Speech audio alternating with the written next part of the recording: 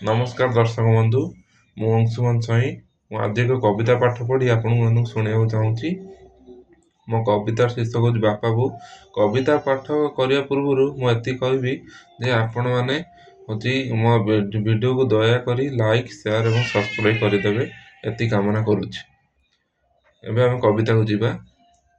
10 मास बोऊ तुही गर्भरे रखिलु, केते कष्ट सही पुणी धराकू आनिलु।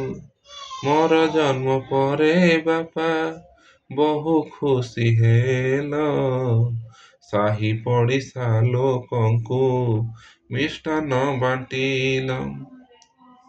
मते पाइबाकू दुहे दिय पूजा कल, व्रत मानसिक रखी उपास रहिल। पशु पक्षी को देखाई माँ खुआइलु,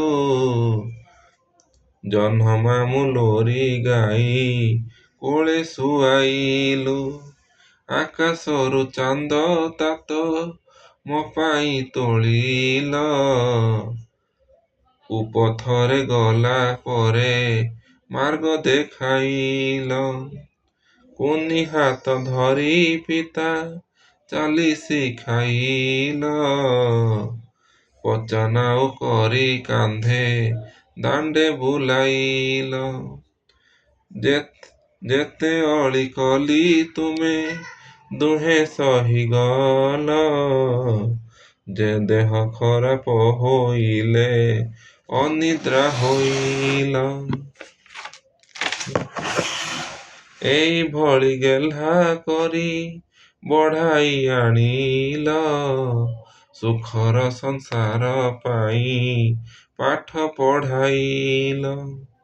भल मनीष हेबाकू गीता भागवत, ता सहित शुणाइल श्रीराम चरित। तुम परी पिता माता किए बा पाइछि, भाग्यवान मुहि तुम्भ और सुजन्मिछि। मंदिरे काहींकि जाई पूजिबी पथर, घरे अछंती मोहर जियंता ठाकुर।